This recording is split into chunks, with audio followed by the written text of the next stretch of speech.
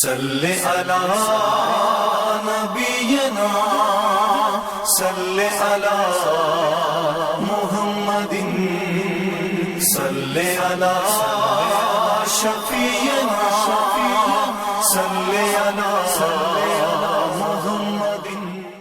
اعوذ باللہ من الشیطان الرجیم. بسم اللہ الرحمن الرحیم. الحمد للہ رب العالمین والصلاة والسلام علی سید الانبیاء والمرسلین حبیب الہ العالمین ابی القاسم محمد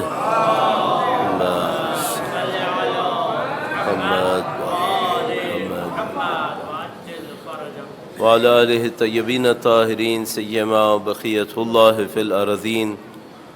قال اللہ تعالی فی کتابہ الکریم بسم اللہ الرحمن الرحیم ونريد ان نمن علی الذین استضعفوا فی الارض ونجعلہم ائمہ ونجعلہم الوارثین. ایک بار پھر درود بھیجے گا محمد و آل محمد صلی اللہ محمد و آل محمد. پروردگار عالم کا انتہائی شکر ہے، انتہائی احسان ہے، اس نے ہمیں اور آپ کو اللہ کے آخری نبی، افضل انبیاء، اشرف انبیاء محمد مصطفیٰ صلی اللہ علیہ وآلہ وسلم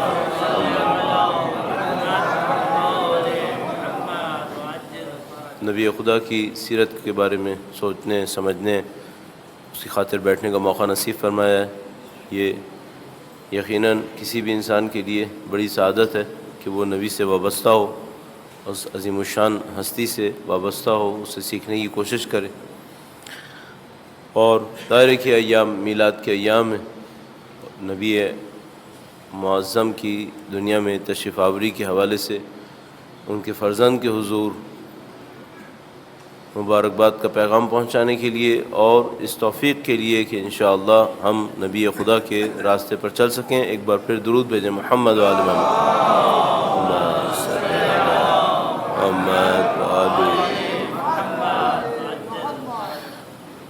ظاہر ہے کہ نبی خدا کی زندگی میں متعدد پہلو ہیں، اتنے عظیم الشان دروس ہیں، اتنے پہلو ہیں کہ اگر میں اور آپ 1400 سال کے بعد بھی بیٹھے ہیں تو ہمارے پاس بہت سارے راستے ہیں، بہت سارے انداز ہیں ان کی زندگی کو جانچنے کے لیے، دیکھنے کے لیے. کچھ کا تعلق نبی خدا کی معنوی زندگی سے ہے، ان کی ایک نورانی حقیقت سے ہے. کیا مطلب ہوا اس کا کہ اول ما خلق اللہ نوری، اب پہلی چیز جو خدا نے خلق کی وہ میرا نور تھا. اور یہ کہ خدا متعال ان کی خاطر دنیا کو خلق کرے، ان کی خاطر تمام کائنات انجام پائے. ان تمام چیزوں کا کیا مطلب ہے؟ یہ وہ معنوی پہلو ہیں، نورانی پہلو ہیں ان کی ذات مقدس کے. یہ کہ وہ تمام انبیاء کے اوپر شاہد تھے، ان کا وجود آیا قدیم تھا یا مثلا دنیا میں تشریف آوری پر وجود کا آغاز ہوا. یہ تمام وہ مباحث ہیں جو اب کسی حد تک فرقہ وارانہ اختلافات کے بھی نظر ہو چکے ہیں. نبوت آیا 40 سال پہ شروع ہوئی یا نبوت پہلے شروع ہو چکی تھی؟ یہ تمام چیزیں میں نے عرض کیا کہ اب ہم کم و بیش ایسا ہو گیا کہ ان تمام مباحث میں فرقہ وارانہ آراء کے اوپر پہنچے ہوئے ہیں. تو ہم نے سوچا کہ ہم ان تمام چیزوں کے اوپر فی الحال گفتگو نہ کریں. جو ہمارا بنیادی ترین موضوع ہے اس وقت وہ یہ کہ نبی خدا کی جو زندگی کا منصوبہ ہے وہ منصوبہ کیسا منصوبہ ہے، اس کو میں آپ کی خدمت میں عرض کرنے کی کوشش کروں گا. اور مجھے دو طرح سے اس کو دیکھنا ہے. ایک تو یہ کہ کم و بیش، ظاہر ہے کہ ہم پوری طرح تو یہ بات نہیں کر سکتے، وہ یہ کہ جس طرح سے نبی خدا اپنے کام کو دیکھ رہے تھے، اپنی زندگی کو دیکھ رہے تھے، کم و بیش اور تھوڑا سا ٹچ کرتے ہوئے وہ انداز کون سا انداز تھا.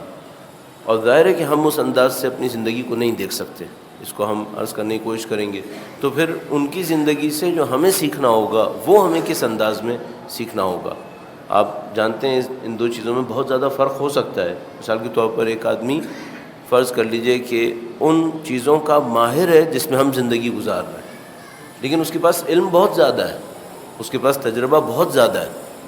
اگر ہم یہ توقع کریں کہ ہم وہ کریں گے جو اس نے کیا، جس کا تجربہ، جس کا علم، جس کی طاقت، صلاحیت، توانائی بہت زیادہ تھی، یہ ہمارے لیے ممکن نہیں ہے. تو پھر اس کے پاس ہمارے لیے کون سا منصوبہ ہے؟ اچھا، اب اس کی ایک طرف سے عظمت ہے، دوسری طرف سے ہماری پستی ہے، ہماری حقارت ہے. یہ برج کیسے بنتا ہے؟ اور نبی خدا نے یہ برج کیسے بنایا؟ اب آپ تصور فرمائیے کہ میں نے عرض کیا کہ ان کی ایک نورانی حقیقت ہے، وہ نورانی حقیقت بہت اعلیٰ پائے کی ہے. اس نورانی حقیقت کی جو انتہائی اعلیٰ پائے کی حقیقت ہے، جس پہ میں اور آپ پر بھی نہیں مار سکتے، اس کے باوجود ان کی سیرت ہمارے لیے اسوہ حسنہ ہے. اب یہ کیسے ہو سکتا ہے؟ میں دنیا کی اگر ایک مثال عرض کروں تاکہ اس پوائنٹ کو تھوڑا سا کلیئر کر پاؤں. درود بھیجے گا محمد و آل محمد صلی اللہ محمد آل محمد واجل. اگر آپ کے سامنے کوئی ایسا پائلٹ ہو جس کا تجربہ بے انتہا ہو، 25-30 سال اس نے یہ کام انجام دیا ہو، دنیا کا کوئی جہاز ایسا نہ بچاؤ جو اس نے نہ چلایا ہو، وہ ان تمام چیزوں کا ماہر ہو، اور اس کے بعد مجھے اور آپ کو اس پائلٹ کے سامنے کھڑا کیا جائے اور ہم سے کہا جائے کہ ایسے کر کے دکھاؤ جیسے اس نے کیا، کوئی چانس ہے ہمارا؟ ہم نہیں لیں، ہمارا کوئی چانس ہی نہیں ہے اس کے سامنے. تو کیوں اللہ نے کہا کہ تمہارے لیے رسول اللہ کی ذات میں اسوہ حسنہ ہے؟ ہمارا کیا چانس ہے؟ اب اللہ کے رسول کو بھی پتہ ہے کہ ان کی عظمت کہاں ہے، اللہ کو بھی پتہ ہے ان کی عظمت کہاں ہے، اس کے بعد میرے جیسے کے لیے ان کی ذات اسوہ حسنہ کیسے ہو سکتی ہے؟ تو ہمیں اس کو سمجھنا ہوگا کہ ایک وہ منصوبہ ہوگا جو ان کے نقطہ نظر سے ان کا منصوبہ ہوگا، اور ایک وہ منصوبہ ہوگا جو ان کی ذات میں ہمارے لیے منصوبہ ہو سکتا ہے. اس کو ان دونوں کو ہمیں ڈھونڈنا ہوگا. تو پہلے ذرا سا اس کی طرف توجہ دیں جس طرح سے رسول خدا اپنی زندگی کو دیکھ رہے تھے، یا ہم سمجھ رہے ہیں کہ ایسے دیکھ رہے تھے، ظاہر ہے کہ کچھ اور ہوگا، لیکن ہم صرف ٹچ کرنے کی کوشش کرتے ہیں. تو ہمیں ایک بات سمجھ میں آتی ہے، اسلام کا جو پورا نظام ہے وہ دنیا اور آخرت دونوں کے ایک مجموعے کے اوپر ہے، اور ہم جانتے ہیں کہ اسلامی نظام کے اندر دنیا کی کوئی زیادہ حیثیت ہے نہیں. یعنی مثال کے طور پر جتنا بھی اسلامی ٹیکسٹ ہمارے پاس موجود ہے، جتنا بھی اسلامک ریسورسز ہمارے پاس موجود ہیں، انبیاء کے واقعات موجود ہیں، انہوں نے دنیا کو کبھی بھی اصالتاً نہیں دیکھا. دنیا کو ہمیشہ آخرت کے ریفرنس کے اندر دیکھا ہے. جیسے مثلا اللہ کے رسول فرماتے ہیں دنیا آخرت کی کھیتی ہے، تو دنیا کو وہ خود اصل میں نہیں دیکھنا چاہتے ہیں، بلکہ ہمیشہ دیکھنا چاہتے ہیں دنیا کو اس پل کے ناطے جس سے وہ آخرت تک پہنچ رہے ہوں. ایک طرف سے وہ اس طرح سے دیکھنا چاہتے ہیں، تو جو دنیا میں لوگوں کی کامیابی اور ناکامی ہوتی ہے، ان لوگوں کی وہ کامیابی ناکامی ہے ہی نہیں اصلا. مثال کے طور پر عام آدمی کے لیے دنیا میں ایک جنگ ہار جانا بہت بڑی ناکامی ہوتی ہے، اس جنگ میں مارا جانا بہت بڑی ناکامی ہے، اس میں اس کے آل اولاد کا اسیر ہو جانا یہ ناکامی کی سوا کچھ نہیں ہے. اور سید الشہداء کے نزدیک یہ عین کامیابی تھی. اور بی بی زینب نے فرمایا کہ اللہ کا حسن ہم نے دیکھا، جمال ہم نے دیکھا. تو یہ جو دو نقطہ نظر کا فرق ہے یہ بہت واضح فرق ہے. اب ہمیں دیکھنا پڑے گا کہ ان کا منصوبہ ابتدائی طور پہ کیا ہے، جس کی وجہ سے ہم لوگوں سے وہ اس معاملے میں بالکل مختلف ہے. تو مجھے ایک بات سمجھ میں آئی کہ بھئی ہم لوگوں کی جو کامیابی ہوتی ہے دنیا کے اندر، وہ ہوتی ہے لوگوں کے ریفرنس میں. مثال کے طور پر اگر مجھے عزت مل رہی ہے تو میں کامیاب ہوں، عزت نہیں مل رہی تو میں ناکام ہو گیا. اچھا مجھے کون عزت دے گا؟ لوگ دیں گے. اگر مجھے طاقت مل گئی تو میں کامیاب ہو گیا، نہیں طاقت ملی تو میں ناکام ہو گیا. پیسہ مل گیا تو میں کامیاب، نہیں پیسہ ملا تو میں ناکام. تو ہم لوگوں کی جو کامیابی اور ناکامی ہے وہ لوگوں اور اشیاء کے ریفرنس میں آ رہی ہے. ہم لوگوں کو دیکھتے ہوئے اپنی کامیابی کو ڈیفائن کرتے ہیں، چیزوں کو دیکھتے ہوئے اپنی کامیابی کو ڈیفائن کر رہے ہوتے ہیں. ہماری کامیابی لوگوں اور چیزوں کے اوپر منحصر ہوتی ہے. اچھا ہمیں یہ سوچنا پڑے گا کہ کیا اللہ کے رسول کا کوئی ریفرنس یہ ریفرنس ہے؟ تو ہم دیکھتے ہیں کہ ان کا، انبیاء کا، ان کی آل اولاد کا یہ ریفرنس ہے ہی نہیں. لوگوں سے ان کو زیادہ غرض نہیں ہے. لہذا اللہ کے رسول سے اگر کوئی اس زمانے میں پوچھے جب وہ مکہ کے اندر تنہا تھے، صرف امیر المومنین اور بی بی خدیجہ ان کے ساتھ تھیں، وہ تب بھی کامیاب تھے. اللہ صلی اللہ علیہ. جب وہ شب ہجرت مکہ سے نکل رہے تھے اور گویا ایک دشمن کے خطرے کی زد میں تھے، تب بھی کامیاب تھے.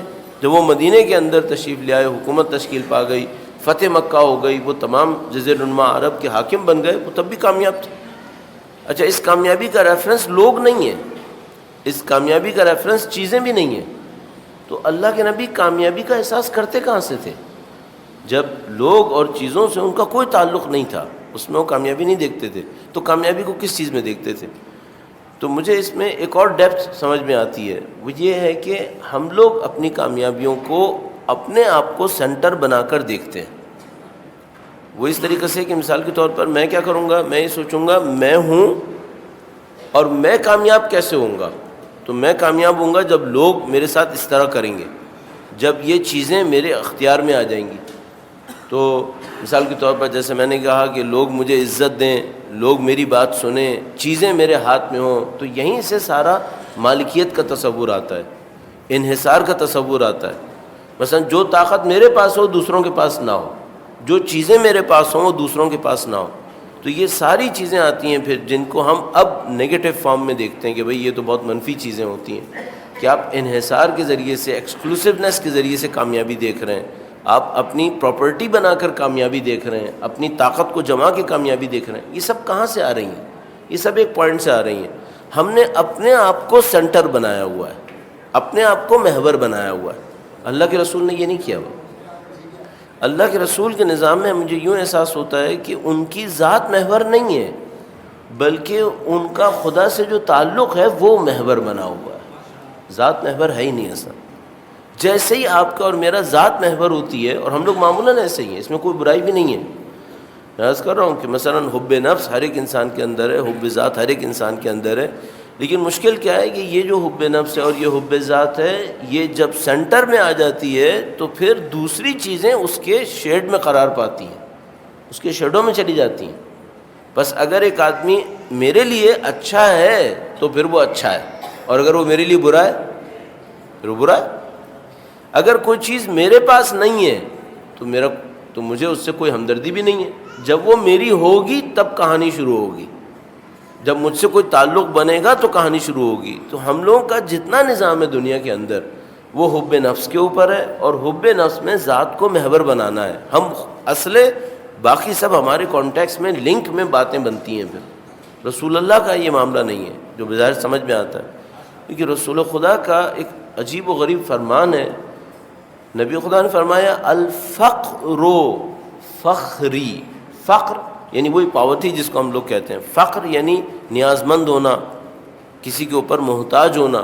تو فرمایا الفقر کہ میں نیاز مند ہوں, میں محتاج ہوں.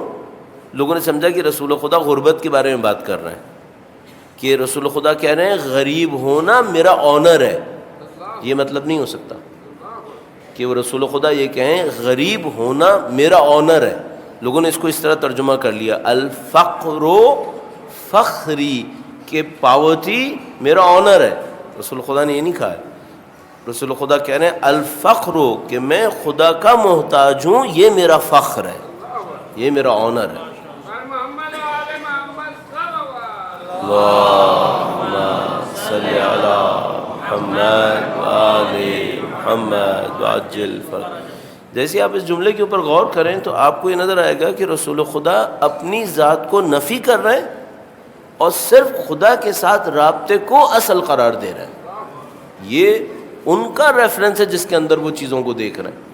بس رسول خدا اپنے ذات کے حوالے سے چیزوں کو دیکھ ہی نہیں رہے, وہ صرف خدا کے ساتھ اپنے رابطے کے حوالے سے چیزوں کو دیکھ رہے ہیں. اچھا, جب وہ خدا کے ساتھ اپنے رابطے کے حوالے سے چیزوں کو دیکھتے ہیں اور اپنے آپ کو نہیں دیکھتے, تو وہ دیکھتے کیسے ہیں؟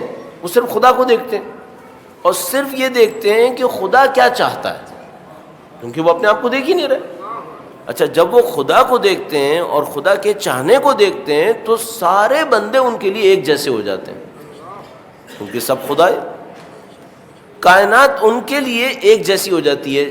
کیا مطلب ایک جیسی ہو جاتی ہے؟ مثلا اب ایک آدمی ہے جو ان کو نہیں مانتا, اور ایک آدمی ہے جو ان کو مانتا ہے, لیکن جب وہ اپنے ریفرنس میں دیکھیں گے تو یہ ڈسٹنگوش ہوگا کہ وہ ان کو مانتا ہے یا نہیں مانتا ہے. لیکن اگر وہ خدا کے ریفرنس میں دیکھیں گے تو کوئی فرق ہی نہیں پڑے گا, دونوں اللہ کے بندے ہیں. رسول خدا اس ریفرنس میں چیزوں کو دیکھ رہے تھے.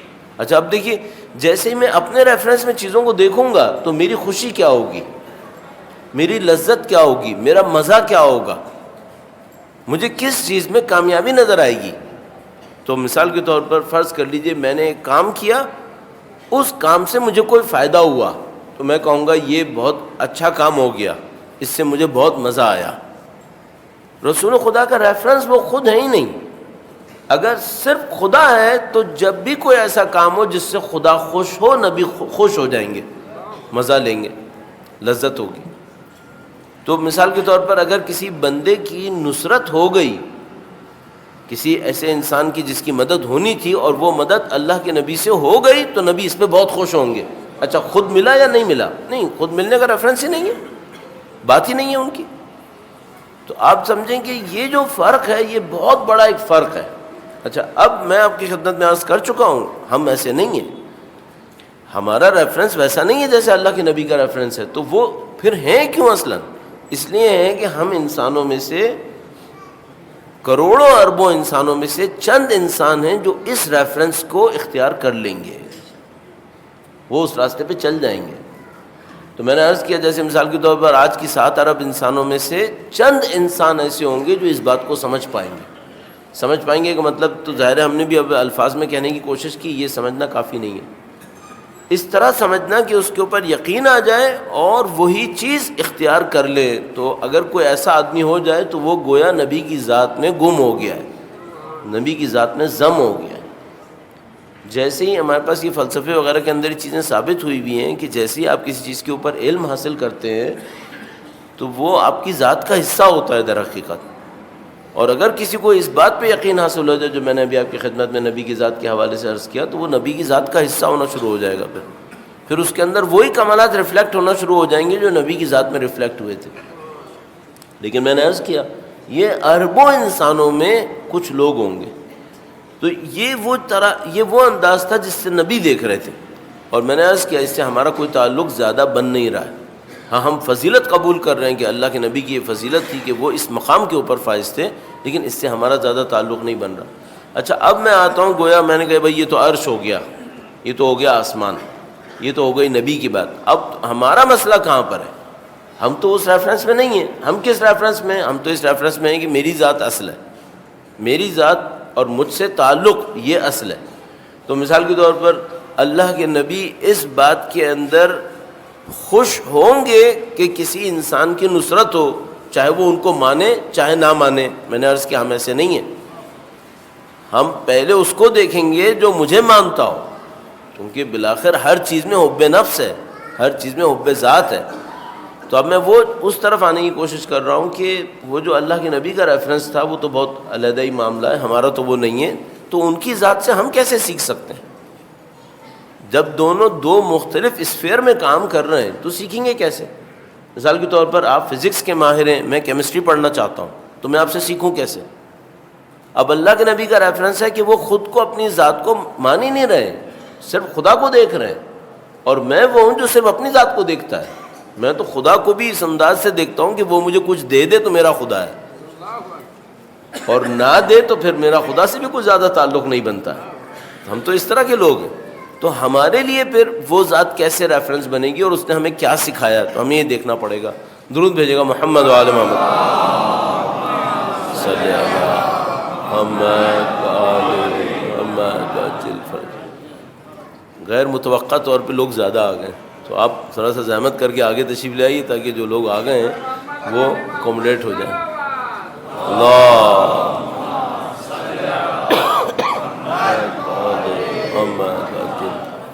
ایک بار پھر درود بھیجے گا محمد و آل محمد.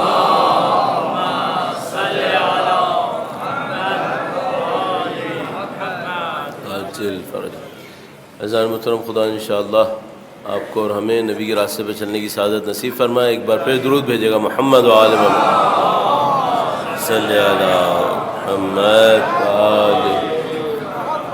تو اب ہم اس کے اوپر بات کرتے ہیں کہ اللہ کے نبی کی ذات میں جو ہمارے لیے درس ہیں وہ کس انداز میں ہیں. اچھا اس میں متعدد اصول بیان کیے جا سکتے ہیں، بہت سارے اصولوں کے اوپر غور کیا جا سکتا ہے کہ اللہ کے نبی نے ہمیں کیا سکھایا اور ہم کیسے سیکھیں. در حقیقت یہ تو علیحدہ مسئلہ ہے، ہم کیسے سیکھیں اصل مسئلہ یہاں پر ہے. تو اس میں مجھے کچھ اس انداز میں اس کو دیکھنے کا موقع ملا. وہ یہ کہ مجھے یوں لگا جیسے اللہ کے نبی پہلا اصل جو ہمیں سکھانا چاہتے ہیں وہ یہ ہے کہ یہ طے کرو کہ تمہیں دنیا سے چاہیے کیا ہے. سب سے پہلے یہ طے کر لو تمہیں دنیا سے کیا چاہیے. کیونکہ بعض اوقات کیا ہوتا ہے کہ انسان کو کوئی چیز چاہیے ہوتی ہے لیکن وہ خود اس ایلیوژن میں رہ جاتا ہے کہ مجھے کیا چاہیے. اسے خود بیچارے کو پتہ نہیں چل پاتا کہ مجھے چاہیے کیا ہے. آپ ذرا ایک طالب علم کو سوچیے، اسٹوڈنٹ کو، جس نے مثال کے طور پر انٹرمیڈیٹ کا امتحان دے دیا ہے، ابھی جس نے انٹرمیڈیٹ کا امتحان دیا ہے تو پاکستان میں تعلیمی نظام میں انٹرمیڈیٹ کے بعد ایک ٹرننگ پوائنٹ آتا ہے. جو یہ چن لے گا 30-40 سال اس کی زندگی اس میں کامیابی میں یا ناکامی میں کھپ جائے گی. جو کچھ بھی ہوگا انٹرمیڈیٹ کے بعد بڑا ایک آتا ہے، ایک جنکشن ہوتا ہے، یہاں سے اب جو کچھ ہوگا. اچھا اس بیچارے کو پتہ ہے کہ اگلے 30 سال میں کیا ہونے والا ہے؟ نہیں. ایک ابہام اس کے ذہن میں ہوتا ہے، مبہم سا. مثلا بہت سو کے ساتھ تو یہ ہوتا ہے کہ ان کے والدین کہتے ہیں بیٹا ہماری خواہش تھی کہ تم کہیں ڈاکٹر بن جاتے، تو وہ بیچارہ اس کے پیچھے پڑ جاتا ہے کہ چلو مجھے ڈاکٹر بن جانا چاہیے.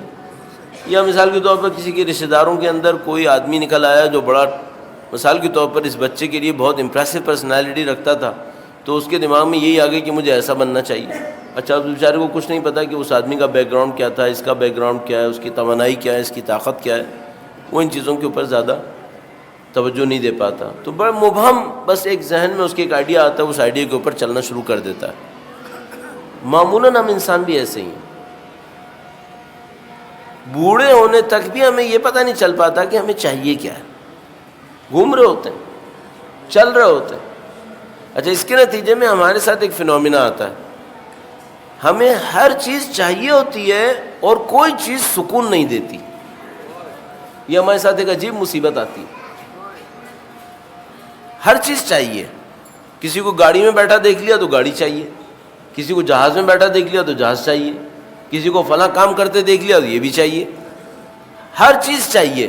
اچھا اب مصیبت یہ ہے کہ کچھ لوگ تو بیچارے ایسے ہوتے ہیں ان کو ہر چیز چاہیے، وہ ہر چیز کے پیچھے بھاگتے ہیں اور زندگی بھر اس آرزو میں مر جاتے ہیں کہ کاش کچھ مل جاتا، اور کچھ نہیں مل پایا. کچھ کے ساتھ ایسا ہوتا ہے وہ ہر چیز چاہتے ہیں، کچھ کے پیچھے بھاگتے ہیں، ایک دو چیزیں مل بھی جاتی ہیں، جب مل جاتی ہیں تو ان کو پتہ چلتا ہے کہ یہ وہ چاہیے ہی نہیں تھا، اس سے وہ مزہ ہی نہیں آیا، اس سے وہ بات ہی نہیں بنی. تو پھر ملنے کے بعد پتہ چلتا ہے کہ نہیں یہ وہ نہیں تھا جو چاہیے تھا، ہمیں کچھ اور چاہیے تھا. اچھا ایلیوژن یہ ہے، ڈسیپشن یہ ہے کہ وہ پھر ایک اور چیز کو ٹارگٹ بنا لیتا ہے کہ اب یہ چیز چاہیے. تو مثال کے طور پر فرض فرمائیے سولدہ بازار میں رہ رہا ہے تو سوچ رہا ہے مجھے پی سی ایچ ایس جانا ہے، پی سی ایچ ایس میں رہنا ہے وہ سوچ رہا ہے مجھے ڈیفینس میں جانا ہے، پھر ڈیفینس میں جانا ہے تو سوچ رہا ہے امریکہ جانا ہے، پھر امریکہ میں جانا ہے تو فلاں جگہ پہ جانا ہے، پھر اب گھر کو بڑا کرنا ہے. اسی میں مر جائے گا، کب جائے گا. گاڑیاں چینج کرے گا، گھروں کو چینج کرے گا، لوکیلٹی چینج کرے گا، دوستوں کو تبدیل کرے گا، سارے کام کرے گا. بہت کم لوگوں کو یہ سمجھ آ پاتا ہے کہ انہیں چاہیے کیا تھا. سب سے پہلا جو مجھے سمجھ میں آیا اللہ کے نبی نے ہمیں سکھایا ہے وہ یہ ہے کہ تم یہ دیکھنے کی کوشش کرو تمہیں دنیا سے چاہیے کیا ہے، اور اس ڈسیپشن سے نکلو کہ تم ہر چیز کے پیچھے بھاگنا شروع کر دو. ہر چیز کی ورت نہیں ہے، یہ دیکھو چاہیے کیا ہے. اچھا جیسے ہی آپ یہ دیکھتے ہیں کہ ہمیں چاہیے کیا ہے تو پھر ایک اور بات آتی ہے. کچھ چیزیں چاہیے ہوتی ہیں کسی اور چیز کے لیے. مثلا میں اس کی چھوٹی چھوٹی مثالیں اس طرح سے عرض کروں گا کہ بھئی آپ کو اور مجھے کھانا چاہیے، ظاہر کھانا نہیں ملے گا تو پھر باڈی کام نہیں کرے گی، باڈی کام نہیں کرے گی تو ہم مر جائیں گے. تو موت تو نہیں چاہیے، ہمیں تو زندگی چاہیے. صحیح ہے. تو ہمیں کھانا چاہیے تاکہ باڈی رہے، اور باڈی چاہیے تاکہ زندگی رہے. صحیح ہے. تو اصل میں کھانا چاہیے، زندگی چاہیے؟ زندگی چاہیے. اصل میں زندگی چاہیے. اچھا اگر کبھی بھوکے مر کے زندگی مل رہی ہو، یہ ہم نہیں سمجھ پا رہے. بھائی مثال کے طور پر کسی بچے کو گاڑی چاہیے. اچھا میں اس سے پوچھوں گا تمہیں گاڑی چاہیے یا کسی جگہ پہنچنا چاہیے، تو وہ کہے گا جگہ پہ پہنچنا بھی چاہیے اور گاڑی بھی چاہیے. پہنچنا بھی ہے لیکن پہنچنا ذرا اسٹائل میں ہے. صحیح، تو اس کے لیے گاڑی چاہیے. اچھا اب میں اسے ایک اور بات پوچھوں گا، یہ جو تمہیں اسٹائل میں چاہیے، اس اسٹائل کے پیچھے کیا چاہیے؟ اب اس اسٹائل کے پیچھے اس کو ایک برتری کا احساس چاہیے کہ میں سپیریئر ہوں دوسروں سے. تو مثال کے طور پر اگر عام گاڑی میں بیٹھ کے جاؤں گا تو وہ اسٹائل نہیں ہے، اور اسٹائل نہیں ہے تو سپیریئرٹی نہیں ہے. اچھا میں اس سے ایک اور بات پوچھوں گا، یہ جو سپیریئرٹی کا احساس آتا ہے اس کے پیچھے کیا چاہیے؟ جب یہ سپیریئرٹی کا احساس آتا ہے میں سپیریئر ہوں دوسروں سے، تو اس کے پیچھے کیا آتا ہے؟ اس کے پیچھے آتا ہے ایک سیٹسفیکشن. ایک احساس کہ میں کامیاب ہو گیا. اچھا اگر کسی کو ننگے پاؤں گھوم کر وہ کامیابی کا احساس مل جائے,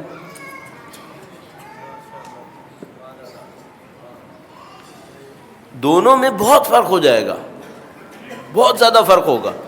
ایک آدمی چیزوں اور لوگوں کے ذریعے سے جو احساس لے رہا ہوگا, دوسرا بغیر لوگوں اور بغیر چیزوں کے اس سے اچھا احساس لے لے گا. اچھا ایک اور آسانی بھی ہے. جو آدمی چیزوں اور لوگوں کے ذریعے سے احساس لے رہا ہے, سکون لے رہا ہے, مزہ لے رہا ہے, اس کے سائیڈ ایفیکٹ بہت زیادہ ہیں. اس کے سائیڈ ایفیکٹ بہت زیادہ ہیں. آپ نے دیکھا نا دوائیاں ایسی ہوتی ہیں, آپ نے کوئی دوائی لی, اس نے کھانسی تو صحیح کر دی لیکن بہرحال سر میں درد ہو رہا ہے. تو ایک مسئلہ تو حل کر دیا لیکن ایک سائیڈ ایفیکٹ ہاتھ میں پکڑا دیا آپ کے. اچھا اگر میں گاڑی اور لوگوں کے ذریعے سے کامیابی کا احساس لیتا ہوں تو اس کا سائیڈ ایفیکٹ بہت زیادہ ہے. وہ کیا ہے؟ بہت سارے لوگوں کو ناکامی کا احساس بھی دیتا ہوں, اور جن لوگوں کو میں ناکامی کا احساس دیتا ہوں وہی میرے دشمن بھی بنتے ہیں, اور جب وہ میرے دشمن بنتے ہیں تو میری کامیابی کے راستے میں یہی لوگ رکاوٹ بن جاتے ہیں. تو میں اپنی کامیابی کو لیتے لیتے بہت ساری کامیابیوں کو ناکامی میں تبدیل کر چکا ہوتا ہوں. لیکن اگر لوگوں اور چیزوں کے ذریعے سے کامیابی نہ ملنی ہو, وہ احساس کامیابی کا مجھے کہیں اور سے ملے, تو وہ سائیڈ ایفیکٹ بھی نہیں ہے. اب وہ ایک علیحدہ مسئلہ ہے کہ یہ کیسے جج کریں گے بھائی یہ لوگوں اور چیزوں کے بغیر کامیابی کا احساس آتا کیسے ہے. تو میں کہوں گا اب ہمیں آ کر پھر دوبارہ اللہ کے نبی کو دیکھنا ہوگا. درود بھیجے گا محمد و آل محمد.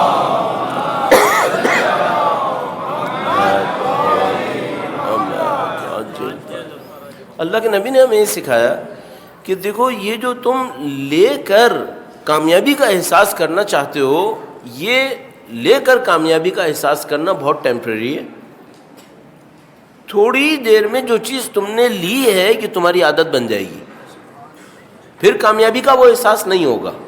مثلا بھئی کوئی بچہ مر رہا تھا کہ مجھے BMW چاہیے, صحیح ہے, 25 سال محنت کی BMW لینے کے لیے. اچھا صاحب کسی بھی وجہ سے BMW مل گئی. اب ایک دفعہ بیٹھے کیا مزہ آیا, دوسری دفعہ, چوتھی, 10ویں, 50ویں دفعہ, آخر میں کیا ہے؟ ختم ہو گیا معاملہ. اس میں پرابلم ساری یہ ہے کہ آپ کا جو کامیابی کا احساس ہے وہ بہت ٹیمپرری ہے, مستقل نہیں ہے. اچھا آپ کہیں گے نہیں وہ چینج کرتا رہے گا, BMW کا ایک ماڈل لیا نا, اس سے بڑا ماڈل بھی ہوگا, اس سے مہنگی گاڑی بھی ہو سکتی ہے, رولز رائس بھی ہو سکتی ہے. تو کیا ہوگا کہ یہ جو کامیابی کا احساس ہوگا وہ پھر ٹیمپریری ہو جائے گا, دوبارہ پھر ایک محرومیت کا احساس رہے گا. یہ تو ہے وہ نہیں ہے. اور یہ گاڑیوں کے معاملے میں بھی چلتا ہے اور بہت ساری اور چیزوں کے معاملے میں چلتا ہے, کہنے کی بھی ضرورت نہیں ہے. لیتا ہے معاملہ ختم ہو جاتا ہے, اور نہیں لے پاتا اور کہتا ہے اس سے بہتر چاہیے تو محرومیت بڑھتی رہتی ہے. اللہ کے رسول نے ہمیں یہ سکھایا کہ تم لینے سے جو کامیابی کا احساس کر رہے ہو, اس کی جگہ اگر تم دینے سے کامیابی کا احساس کرنے لگو,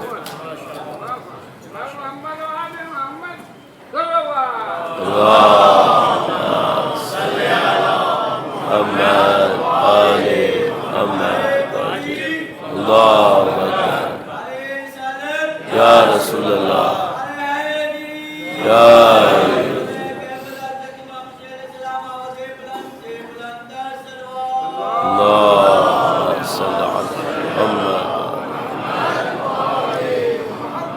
بھائی دو راستے ہو گئے. ایک راستہ یہ ہوتا ہے کہ لے کر کامیابی کا احساس کرنا, میں نے آپ کی خدمت میں عرض کیا کہ جو لے کر کامیابی کا احساس کرنا, اس میں دو مصیبتیں ہیں. اگر آپ رک گئے تو عادت بنتی ہے, احساس ختم. اگر بڑھاتے رہے تو محرومیت بڑھتی رہتی ہے, یہ ہے وہ نہیں ہے. اور سائیڈ ایفیکٹ علیحدہ ہیں. 10 لوگوں کو ناکام کر کے میں نے ان کو اپنا دشمن بھی بنایا ہے, اور وہ بعد میں مجھ سے بدلہ بھی لیں گے. یہ سارے کام ہوں گے میرے ساتھ. اللہ کے نبی نے ہمیں جو پیٹرن دیا وہ یہ کہ تم ایسا کرو کہ تم میرے ریفرنس میں تو نہیں آ پا رہے گی. مثال کے طور پر میں پہلی والی بات پہ جا رہا ہوں کہ تم ذات کو محور بناؤ ہی نہیں, تم خدا کو محور بناؤ. چلو تم اتنے عقل مند انسان ثابت نہیں ہو رہے, کوئی بات نہیں, تم اپنی ذات کو ہی محور بناؤ, اسی کو کامیاب کرو. لیکن تم یہ جو کامیابی لے کر کرنا چاہ رہے ہو, اس کی جگہ دے کر کامیابی لینے کی کوشش کرو. اس کو ٹرائی کرو کہ آیا دے کر بھی کوئی کامیابی ہوتی ہے. اچھا دنیا میں ایک جو ڈسیپشن، یا میں دوبارہ اس لفظ کو استعمال کر رہا ہوں، جو دھوکہ چل رہا ہے وہ یہ ہے کہ نہیں، دے کر کامیابی نہیں ہوتی. یہ دنیا میں بہت پرانا ایک دھوکہ چل رہا ہے کہ دے کر کامیابی نہیں ہوتی. اب اللہ کو پتہ ہے کہ ہر انسان کے پاس، دیکھیے اب 3 لیول خود بخود بن چکے ہیں. ایک وہ لیول کہ جس میں سینٹر محوریت ہم نہیں ہیں بلکہ خدا ہے، جو رسول اللہ کا میں نے بتایا لیول. دوسرا لیول یہ ہوا کہ کچھ انسان ہوں جن کو اتنا اچھا سمجھ میں آ جائے کہ دے کر کامیابی کا احساس زیادہ مضبوط ہے. یہ 2. تیسرے انسان وہ ہیں جو لے کر کامیابی کا احساس کرنا چاہتے ہیں. صحیح ہے. اللہ نے نظام ایسا بنایا ہے کہ ایک ہی عمل تینوں بندوں کو بھی خوش کر سکتا ہے. ایک ہی عمل تینوں بندوں کو خوش کر سکتا ہے. یہ خدا کے نظام کی عجیب خوبی ہے. اور اس طرح سے اللہ کے رسول کی ذات جو کسی اور ریفرنس کے اندر بیٹھی ہے، ہم لوگوں کے لیے پھر اسوہ حسنہ بن جاتی ہے، جبکہ ہمارا ریفرنس کچھ اور ہے. ہمارا ریفرنس وہ نہیں ہے ان کی ذات، اس کے باوجود ان کا عمل ہمارے لیے اسوہ حسنہ ہے. اب دیکھیے میں اس تیسرے لیول کو ثابت کرنے کی کوشش کروں گا.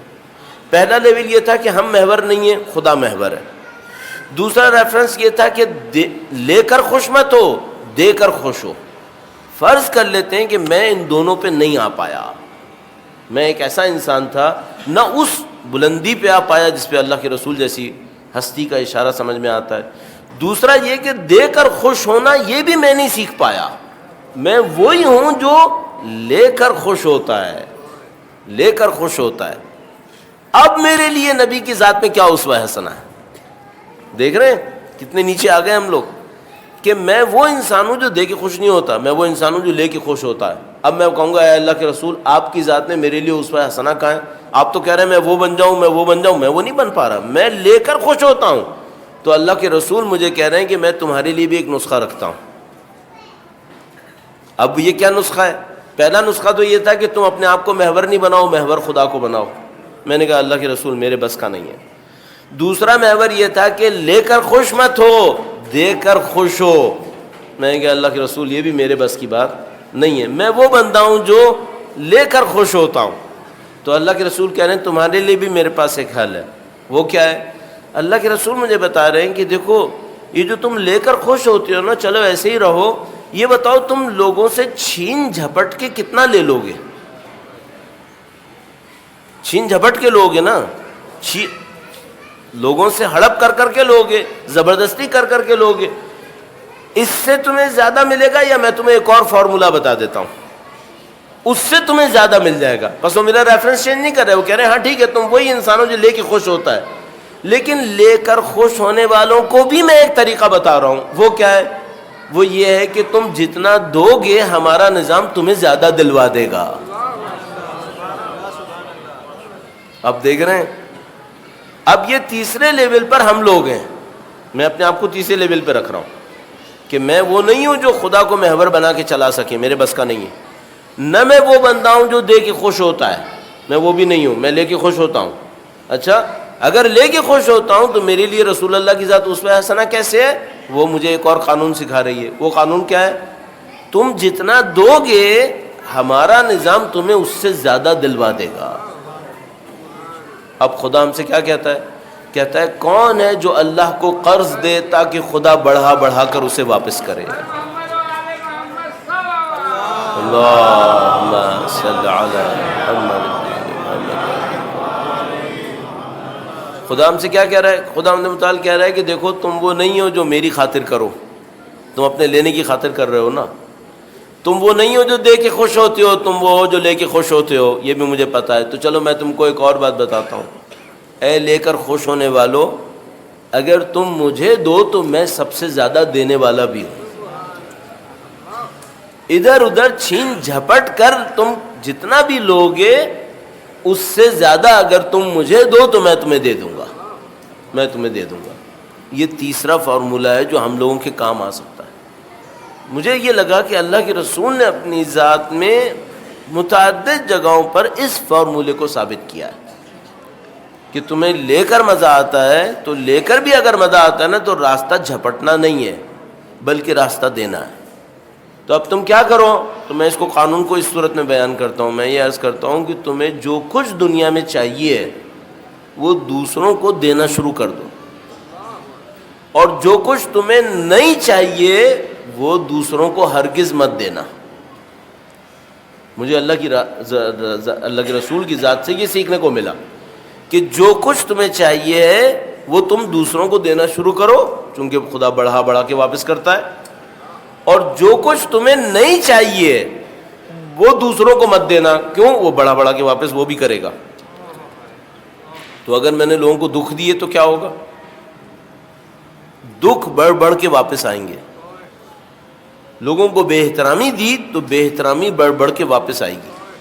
مجھے لگا کہ اللہ کے رسول کی ذات یہاں سے بھی ہمیں ایک بات سکھا رہی ہے، اور یہ وہ چیز ہے جس کے اوپر اگر کسی کو اطمینان آ جائے، یہ قانون اگر کسی کو سمجھ میں آ جائے تو وہ اپنے ہی ریفرنس میں بیٹھا رہے گا لے کر خوش ہونے والا، لیکن اس کو دینے کی عادت پڑے گی.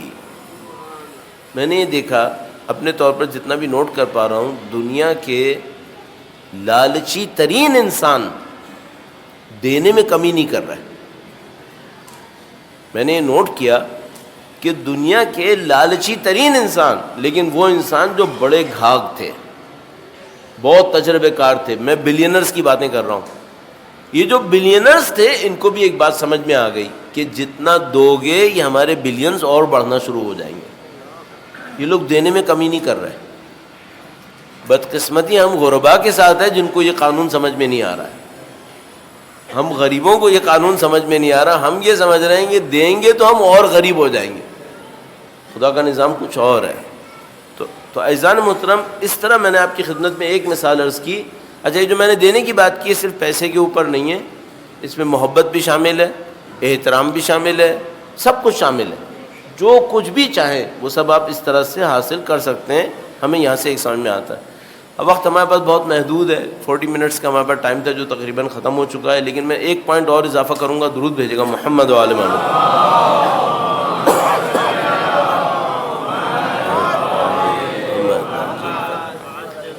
آپ نے یقیناً سنا ہوگا کہ اللہ کے رسول کی نماز رات میں بھی نمازیں بہت کثرت سے پڑھا کرتے تھے.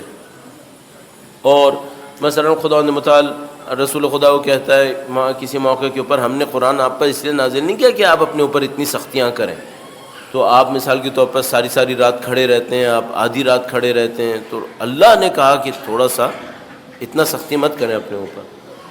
میں ایک بات سوچنے لگا کہ اللہ کے رسول کی ذات میں یہ جو کام ہے، بہت زیادہ عبادتیں کرنا، ہر وقت کچھ کرنا، یہ کیا ہے؟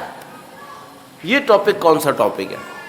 تو مثال کے طور پر ہمارے پاس کوئی روایت ایسی نہیں ہے کسی آدمی نے اللہ کے نبی کو بیکار دیکھا. کوئی روایت ایسی نہیں ہے. یہ ہے کیا چیز؟ اچھا، اللہ کے نبی کو دنیا بھی نہیں چاہیے، دنیا بھی نہیں چاہیے. تو مثلا ایک آدمی ہوتا ہے، دنیا دار ہوتا ہے، ایک فون یہاں لگا ہے، ایک فون یہاں لگا ہے، رات کو سونے سے پہلے بھی آگے وہ پیسہ ادھر ادھر کھسکا رہا ہوتا ہے کہ یار چلو 4 پیسے سونے سے پہلے قل ہو اللہ کی جگہ وہ بھی 4 پیسے ہی آ جائیں. تو لوگ اس طرح ہوتے ہیں. اللہ کے نبی ویسے بھی نہیں ہے. تو اللہ کے نبی کی ذات میں ہے کیا؟ پوائنٹ کیا ہے پھر؟ تو مجھے ایک بات سمجھ میں آئی، وہ ہے زندگی کا آپٹیمم بینیفٹ لینا. یہ رسول اللہ کی ذات میں نظر آتا ہے. ہر چیز سے جو آپٹیمم بینیفٹ نکالا جا سکتا ہے وہ بینیفٹ لیا جائے. تو اللہ کے رسول کی ذات نے ایک عجیب پیٹرن ہے سونے کا. رسول خدا اکٹھے نہیں سوتے تھے. مثلا سوئے اور 6 گھنٹے سو لیے، 7 گھنٹے سو لیے، 8 گھنٹے، ایسے نہیں سوتے تھے. تھوڑا سا سوتے تھے، پھر اٹھ جاتے تھے، تھوڑی سی عبادت کرتے تھے، پھر دوبارہ سو جاتے تھے. تو میں نے سوچا وہ یہ کیوں کرتے تھے؟ تو مثال کے طور پر ہمیں بعد میں پتہ چلا کہ شروع کی جو نیند ہوتی ہے، مثلا کچھ دیر کی جو نیند ہوتی ہے، وہ کتنی پاورفل نیند ہوتی ہے.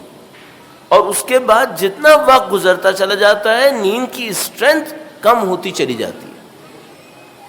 رسول خدا سونے میں بھی وقت ضائع نہیں کرنا چاہ رہے تھے، سونے میں بھی وقت ضائع نہیں کرنا چاہ رہے تھے. تو مجھے ایک بات سمجھ میں آئی، ان کی لائف میں جو پوائنٹ تھا وہ یہ تھا کہ لائف کا جو آپٹیمم بینیفٹ ہو سکتا ہے، سب سے زیادہ فائدہ ہو سکتا ہے، وہ سب سے زیادہ فائدہ نکالا جائے. تو انہوں نے اپنی زندگی کا ایک دن بھی مثال کے طور پر دنیا کے اوپر ضائع نہیں کیا. جو کام کیا وہ کیا جو کسی نہ کسی طرح آخرت سے متصل تھا. کیوں؟ ان کو پتا تھا کہ یہ دنیا تو فنا ہو جائے گی، اس کے لیے کام کرنا فالتو چیز ہے. وہ ہر چیز کا ریفرنس آخرت کے اندر بنا کے کر رہے تھے. تو وہ جو جملہ ہے دنیا آخرت کی کھیتی ہے، وہ اس کام کے اندر سمجھ میں آتی ہے. اچھا میں اس سے کیسے سیکھوں؟ میں بہت سادہ سا ایک کام کروں. ایک تو یہ کہ میری زندگی کے اندر کوئی ٹائم ایسا نہ آئے جب مجھے یہ پتہ نہ ہو کہ میں کیا کر رہا ہوں، بیکار کیوں بیٹھا ہوں. بیکار نہیں ہونا چاہیے، مجھے کوئی نہ کوئی کام ہونا چاہیے. دوسری بات یہ کہ اپنے کاموں کے اندر یہ طے کر سکوں، اتنی میرے دماغ میں مہارت ہو کہ کون سا کام زندگی کا زیادہ اچھا فائدہ ہوگا، زندگی کا زیادہ اچھا فائدہ ہوگا. مثال کے طور پر 24 گھنٹوں میں کچھ اوقات ایسے ہیں جو اللہ کے نزدیک انتہائی محترم ہیں، انتہائی محترم ہے اللہ کے نزدیک. مثال کے طور پر فجر سے پہلے کا جو کچھ وقت ہے یہ خدا کے نزدیک بہت محترم ہے. اچھا اس کا آپٹیمم بینیفٹ کیا ہے؟ اچھا میں اپنی زندگی سے بینیفٹ لیتا کیا ہوں؟ مثلا دن کے جو 24 گھنٹے ہیں ان سے میرے بینیفٹس کیا ہیں؟ مثال کے طور پر 24 گھنٹوں میں سے ایک فائدہ جو میں اٹھاتا ہوں وہ سونے کا ہے، بدن کو آرام دیتا ہوں. 24 گھنٹوں میں سے ایک فائدہ میں اٹھاتا ہوں اپنے اہل خانہ کے ساتھ گفتگو کرنا، ان کے ساتھ زندگی گزارنا، یہ ایک فائدہ ہے.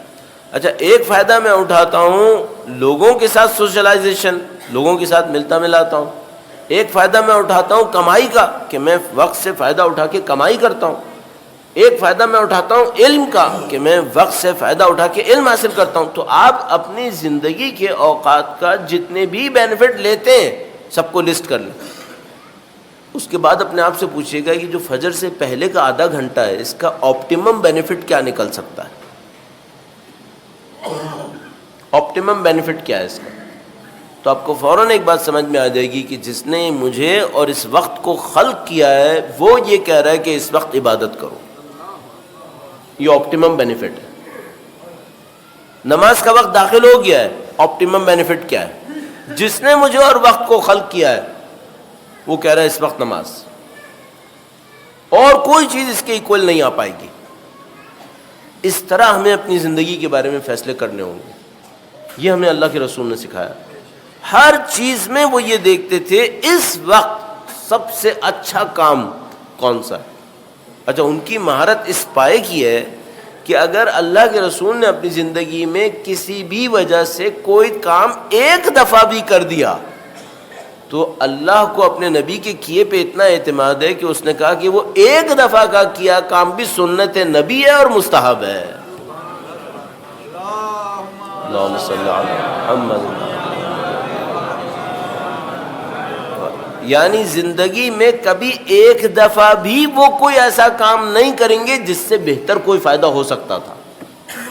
زندگی میں کبھی ایک دفعہ بھی وہ کوئی ایسا کام نہیں کریں گے جس سے بہتر بھی ہو سکتا تھا، وہ نہیں کریں گے. تو ہمیں کیا سکھایا؟ ہمیں یہ سکھایا اپنی زندگی کی قدر جانو، اپنی زندگی کے لمحات کی قدر جانو، اور جو میکسیمم بینیفٹ اپنی زندگی سے نکال سکتے ہو اس کو نکالنے کی کوشش کرو.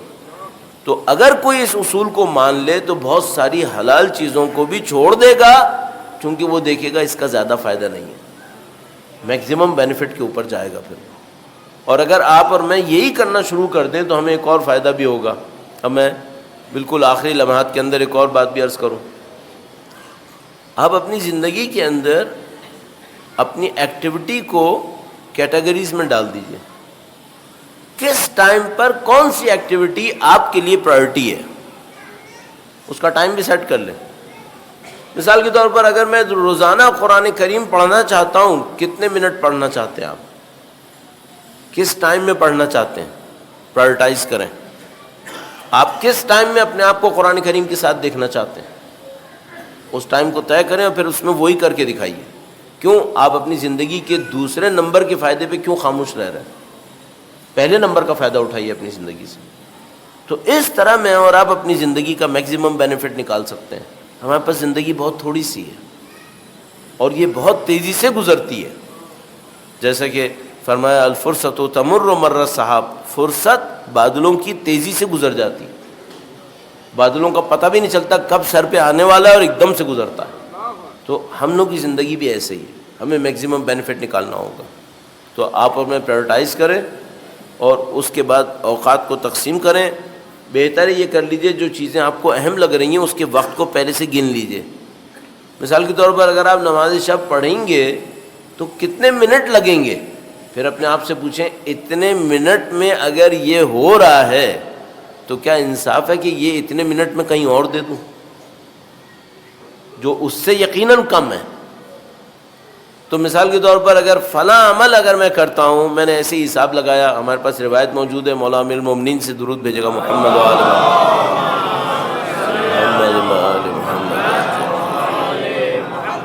روایت موجود ہے کہ فجر کی نماز کے بعد جہاں پڑھی ہے وہیں بیٹھے رہو اور بیٹھ کے 11 مرتبہ قل ہو اللہ پڑھو، تو اس سے تم دن بھر میں گناہوں سے محفوظ رہو گے. البتہ اس کی ایک سینس ہونی چاہیے، صحیح سینس ہمیں سمجھ میں آنی چاہیے. اچھا میں نے سوچا ٹھیک ہے اگر میں قل اللہ پڑھنا چاہتا ہوں تو یہ امپورٹنٹ ہے یا نہیں ہے؟ اگر روایت امیر المومنین کی ہے اور وہ کہہ رہے ہیں کہ دن بھر گناہوں سے بچ سکتے ہو تو کم سے کم اتنا ہوگا کہ میرے اندر گناہ کی خواہش کم تو ہو جائے گی.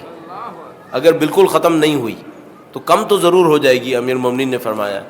تو میں نے سوچا کہ یہ بینیفٹ اچھا ہے یا نہیں ہے، بڑا ہے یا نہیں ہے. تو مجھے لگا بھائی 24 گھنٹے زندگی میں گناہوں کی خواہش اگر 50% کم ہو جائے 11 دفعہ قل ہو اللہ پڑھنے سے تو برا نہیں ہے، سودا اچھا ہے. اچھا 11 دفعہ قل ہو اللہ پڑھنے میں کتنی دیر لگتی ہے؟ ہاں میں یہ کہہ رہا ہوں کہ سب چیزوں کو نوٹ کر لیں. مجھے نماز شب پڑھنی ہے نہیں پڑھنی ہے، کتنی دیر لگتی ہے اس میں، کاؤنٹ کر لیں. پھر اپنے آپ سے پوچھیں اس 15 منٹ کا یہ فائدہ ہے، ہونا چاہیے نہیں ہونا چاہیے. تو میں نے نوٹ کیا بھائی کہ 11 دفعہ قل ہو اللہ پڑھوں تو کتنی دیر لگے گی. تو مجھے لگا کہ پتہ نہیں 1.5 منٹ سے کم لگیں گے، 1.5 منٹ. تو میں نے کہا یہ ناانصافی ہے کہ میں 1.5 منٹ کو کھوؤں اور 24 گھنٹے میں گناہ کی خواہش کو 50% بڑھا دوں مثلا. تو بہتر ہے کہ یہ 1.5 منٹ یہاں ایلوکیٹ کر دیے جائے. اور مجھے پتا ہے کہ میں 1.5 منٹ بہت ضائع کروں گا، لیکن یہ شیطان کا ایک کھیل ہمارے ساتھ رہے گا کہ اگر میں 10 منٹ قرآن پڑھنا چاہوں تو 10 منٹ ایسا لگے گا جیسے زندگی کا سب سے اہم 10 منٹ یہی تھے اور مجھے کچھ اور کرنا تھا، جبکہ وہی سب سے اہم تھے اور مجھے یہی کر لینا چاہیے تھا. تو آپ اور میں اپنی زندگی میں آپٹیمائز کریں اپنے بینیفٹ کو. اور اب یہ بینیفٹ ہوتا کیا ہے اور اس کا آخرت سے کیسے تعلق بنے گا، ظاہر ہے ہمارے پاس اس کا کوئی موقع نہیں ہے. اور ہم اس لیکچر کو یہیں پر اختتام پذیر کرتے ہیں. اسکیجول کے مطابق سوال جواب کی گنجائش نہیں ہے تو ہم اپنے طریقہ کار کو تبدیل کرتے ہوئے ہم معمولاً سوال جواب پسند کرتے ہیں، لیکن آج کوئی گنجائش ظاہراً اس کی ہے نہیں. تو انشاءاللہ خدا نے متعال نے چاہا تو کبھی اور ایک دفعہ پھر اللہ کے نبی کے احترام میں، ان کی اولاد طاہرہ کے احترام میں اور ان کے وارث کے ظہور کی تعجیل کی دعا کے لیے درود بھیجیں. محمد و آل محمد.